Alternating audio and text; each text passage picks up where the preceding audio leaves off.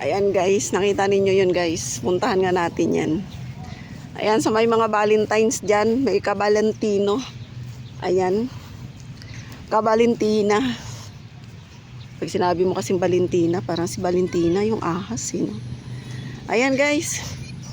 Tingnan natin. Basahin natin yung mga nakalagay dito. Diyos ko. Oo. Ayan yung may mga ka-Valentino dyan. Suswerte nyo. Ayun, nakalagay, kita niya Valentine's Day. Akalain mo, pupay, ano ba yan? Akalain mo nakalagay, me and you. Ayan. Diba? Basahin natin yung kabila. Basahin natin yung kabila. Diyos ko. XOXO, ano yun? Kiss me, hug me, be mine, cutie pie. Ha? Para may naalala ako sa cutie pie. Love you. O, diba? O, be mine. Ayan, o. Ayun, oh, I love you. Oh. 'Di ba? Tingnan niyo naman, guys. Ikutin natin. Basahin natin kung ano mga nakasulat dito. Happy Valentine's. Oh, PGB. Ano yung PGB? Hug me.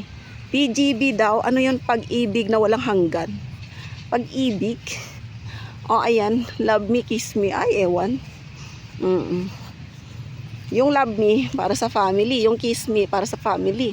Oh, ayan, I love you. Oh, di ba? Bakit may cutie pie dito, ha? Bakit may cutie pie? Wala naman yan sa usapan, ha? Ayan, guys. Nakita ninyo yan. Para yan sa ano.